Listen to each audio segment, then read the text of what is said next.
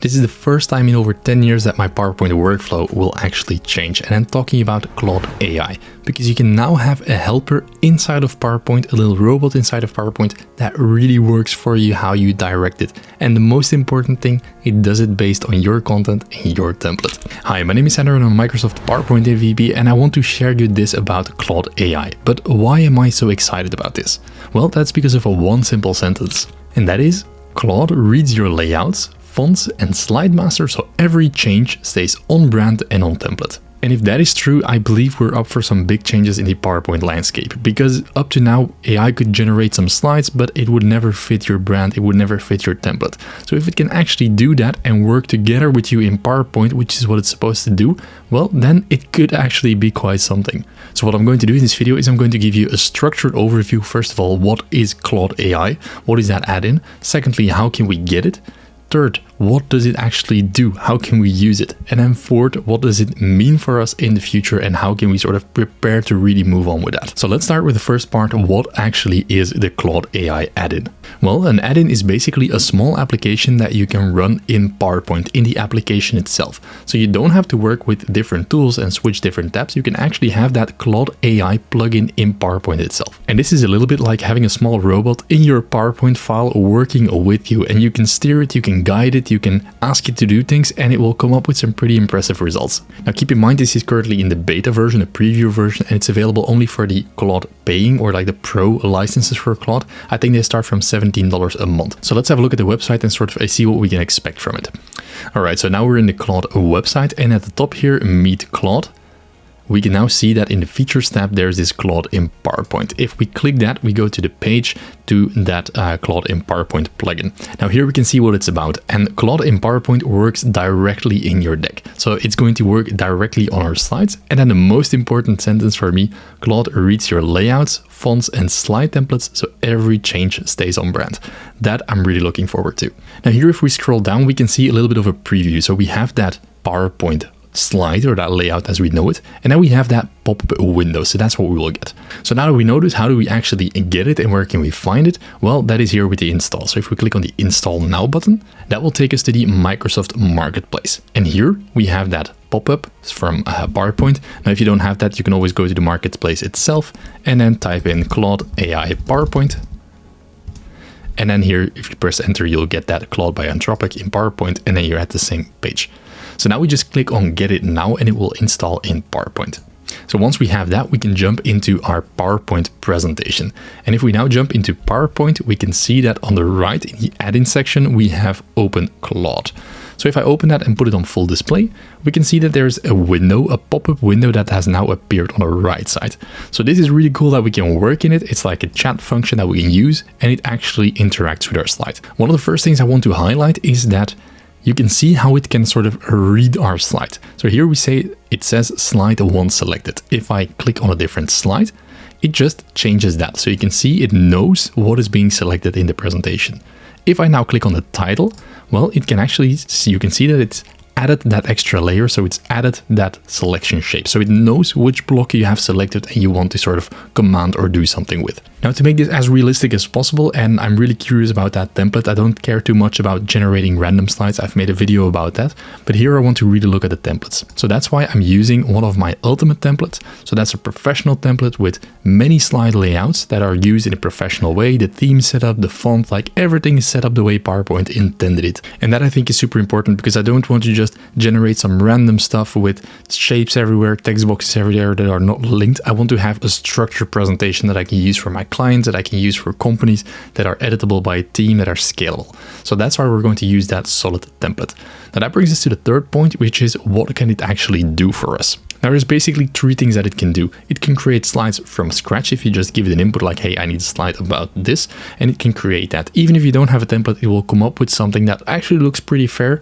But what for me is most important is the second thing, which is creating slides that are on brand, so that are using the template that we have.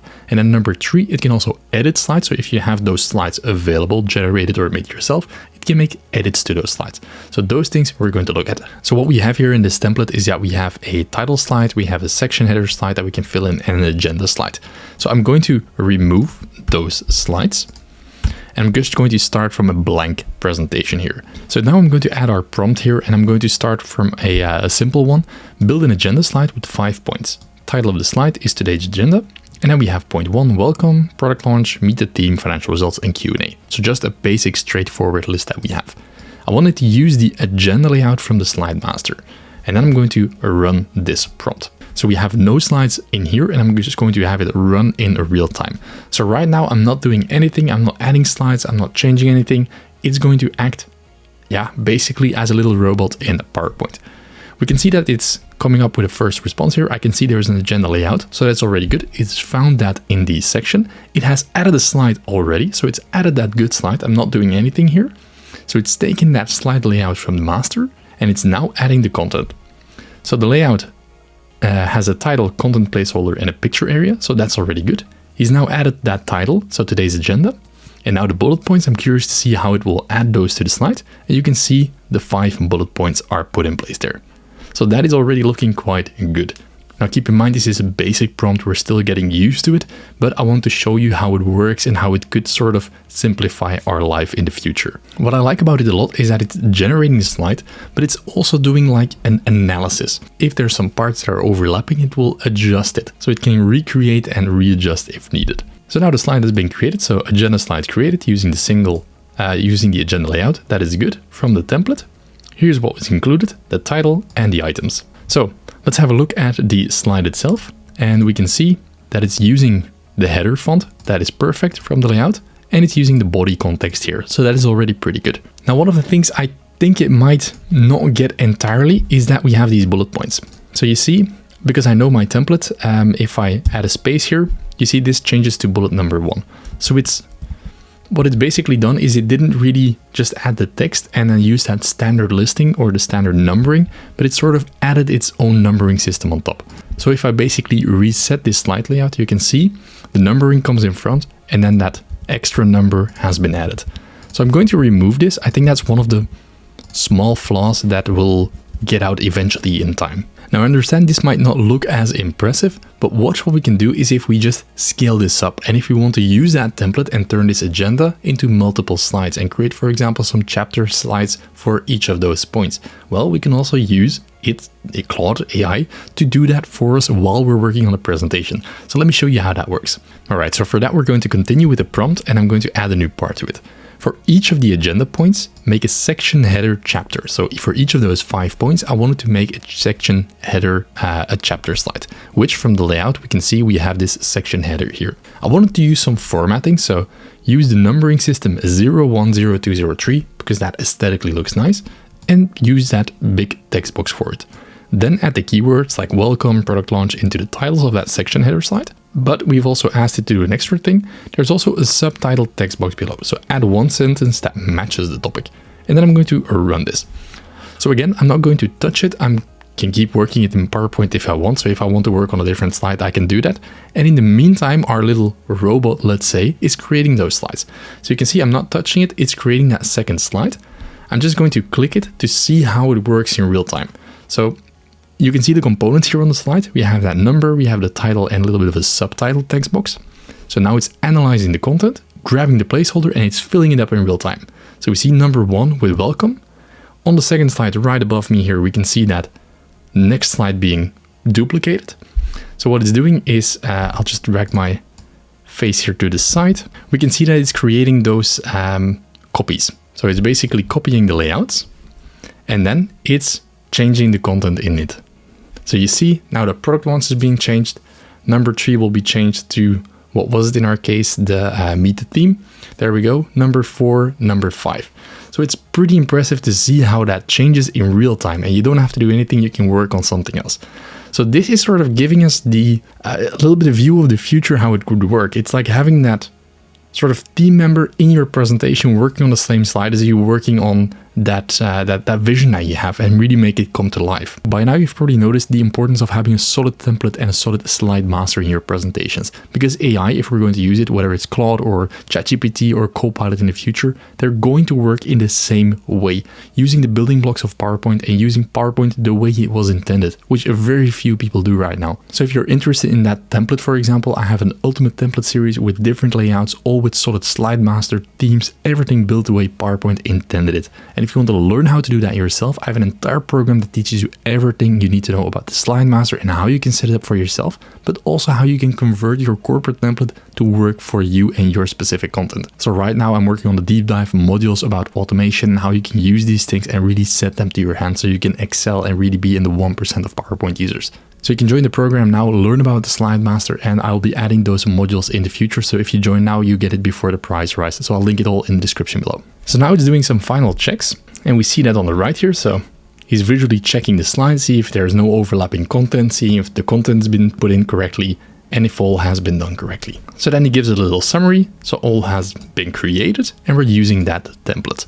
Now this is where we really start to see the time saving come in. So we have that agenda slide. I get it, this would be faster if we create it alone. But if we start to look at those slides, the section headers, there's repetitive tasks. Well, it's really starting to compound, and that is really nice. But this is only the tip of the iceberg, so we can go so much further with this.